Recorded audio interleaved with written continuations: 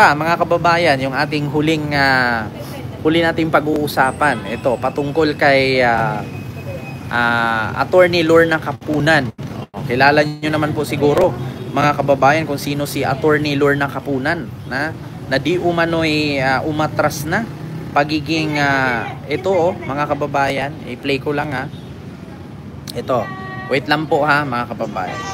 Si Attorney Lorna Kapunan. Pero duda rito ang isa pang abogado ni ang detalye sa agenda report ni Joan Manalo. Umuunggo ngayon ang usap-usapan na nagbitiw na si Ayan po mga kababayan, si Attorney Lorna Kapunan. Ayan, umuugong daw ngayon ang usap-usapan na nagbitiw na si Attorney Lorna Kapunan bilang lawyer ni Atong Ang. Umuugong ngayon ang usap-usapan. So ito pa. Si Attorney Lorna Kapunan bilang legal counsel ng negosyante at bilyonaryong si Atong Ang.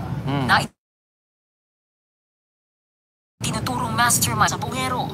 Kanina, nagsadya sa Mandaluyong City Prosecutor's Office ang isa sa mga abogado ni Ang na si Attorney Caroline Cruz. Pero anya, We just actually met the other lawyers, just preliminaries. And we'll be having, I submitted my supplemental affidavit. Yun lang naman. Actually mga kababayan, ito, ugong-ugong lang naman ito ngayon. Ito po galing sa Bilyonaryo News. Hindi ko na po tapusin yung balita ng Bilyonaryo News kasi maiksi lang naman, 50 seconds lang naman. So, yun nga, at least meron tayong sources na galing sa Bilyonaryo News. Yung background mo parang ship, cruise ship po, Ma'am Lilia Soriano. O nasa po ako, Caribbean. So ngayon, mga kababayan, ganito po siya. Para sa akin, kung sakali man na umatras itong si Attorney Lorna Kapunan bilang defense lawyer ni AA, sa totoo lang, meron pa kasing mas mahalaga na trabaho si Attorney Lorna Kapunan. Correct me if I'm wrong na parang party yata siya sa pagiging lawyer sa impeachment ni Sara. Siguro mas priority ni Attorney Lorna Kapunan yung impeachment ni Sara kaysa dito sa ni Atong Ang. Kasi sa totoo lang mga kababayan, si Attorney Lorna Kapunan siguro napagtanto-tanto siguro na parang tagilid. Diba? Ito, reaction ko lang napagtanto-tanto siguro kung totoo man naaatras si Attorney Lorna Kapunan, kung aalis man siya pagiging lawyer ni AA, siguro napagtanto-tanto niya siguro na parang kakaiba. Parang talo na siguro tayo nito. Kasi kung biruin mo ba naman yung sabi ni Dondon Patidungan na yung mga sabungero na tinapon sa Taal Lake, may mga buto na nahahakot. O yung mga sabungerong nawawala, may na retrieve na mga buto na sako-sakong buto. 'Di ba? So ngayon, sa totoo lang, kung ako lawyer, parang tagilid. 'Di ba? Kasi mahirap 'Di ba? Mahirap 'yun yung makita mo na sako-sakong buto. Tapos nakita mo ngayon na may mga pulis na pinangalanan.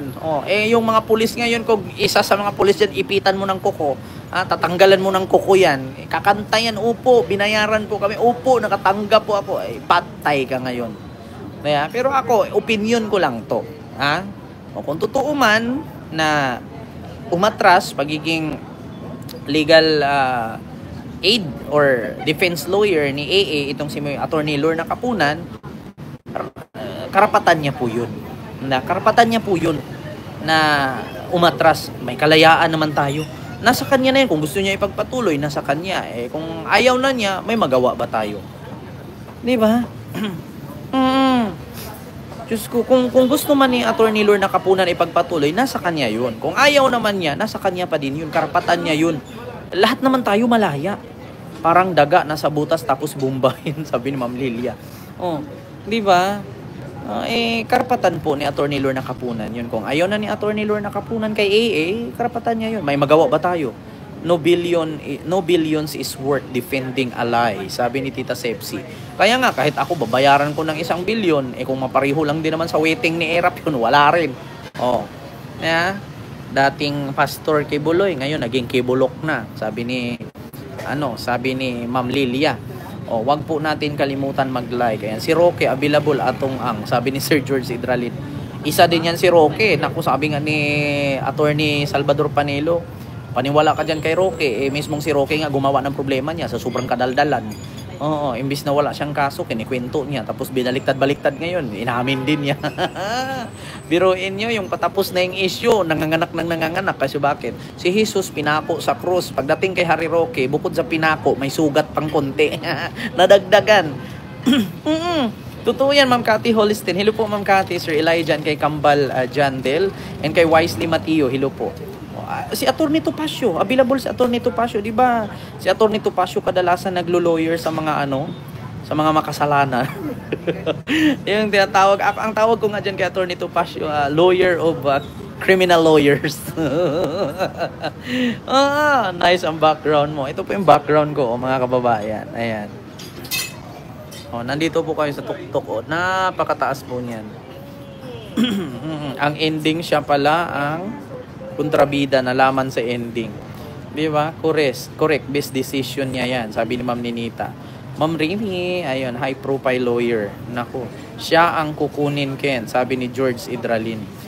Actually, si Harry Roque, pag kukunin niya ni AA pagiging lawyer, naku, sasabihin niya ni Harry Roque, huwag kayo maniwala sa mga butong nakukuha nila dyan sa talik. Bakit? Kasi yung mga buto na yan yung mga tira-tira sa mga restobar.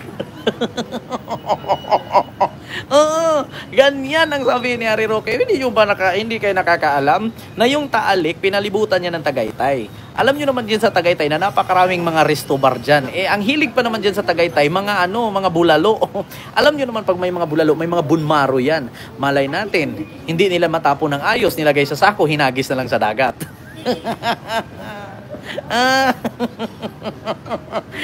Siyempre sasabihin niya ni Harry Roque, kita nyo naman, ilang taon na nag-operate yung mga bulaluhan dyan sa Tagaytay. Alam nyo naman, malamig ang lugar na yan. Siyempre, may mga butong pinutol-putol dyan. Alam naman natin na pag ang buto, hindi narurupok yan. Hindi yan na natutunaw. Hindi naman po pwede na itapon lang natin kung saan-saan. Kaya ngayon, nilagay nila sa sako, tinapon sa dagat. Ngayon, habang nag-retrieval operation, itong mga PCG or mga PCG o mga Philippine Coast Guard, akala nila buto na ito ng tao. Yun pala ay buto ng baboy. Ginawang bulalo. Yan yung mga buto-buto ng mga bulalo doon sa taas ng Tagaytay. Nakita nyo naman ang Taalik. Mula dyan sa Batangas. Mula dyan sa Laguna. Mula dyan papuntang Tagaytay. Marami pong tindahan ng bulalo dyan. Diba? Mga kababayan, yun agad ang sasabihin ni Roque. Bakit si Roque magaling gumawa ng kwento yan? Ang sasabihin agad ni Roque, hindi ba nila naisip na napakarami namang tindahan ng mga bulalo dyan sa Tagaytay? Kasi alam naman natin na mga taga-Tagaytay, mahilig sa bulalo yan kasi malamig na lugar yan. Kita nyo naman kung ilang taon na nag-ooperate ng mga bulaluhan dyan. Meron pang ako nakainan dyan ng malaman ng bulalo. Yung isang mangkok, isang bunmarong malaki na unti lang alaman, 1.5. Lalong-lalo na yung pagmamayari ni Chito Miranda at ni Neri. Yun agad ang sasabihin ni Roque. Hindi nyo ba alam na yung mga butong na confiscate nila at yung mga napulot nila, pantay-pantay ang putol. Kasi nga 100 grams yun. Kada isang mangkok niya ng bulalo, 100 grams na ang bigat ng karne at ng buto. Kaya hindi nyo napansin kung bakit itim yung mga bulalo na buto. Kasi galing yun sa mga nilalaga nila. Kasi marami pong bulaluan dyan sa Tagaytay. At napansin naman po natin.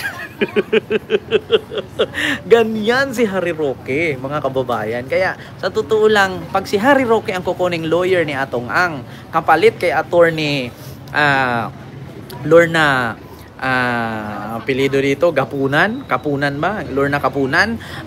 Mananalo si Atong Ang. Bakit? Ikaw ba naman, hindi po yan buto ng tao. Buto po yan ng mga bulalo na mga kinakain po ng mga tao doon sa mga taga-Tagaytay at mga taga-Batangas. Kita-kita mo naman na, di ba, ang baba ng Tagaytay is Taalik.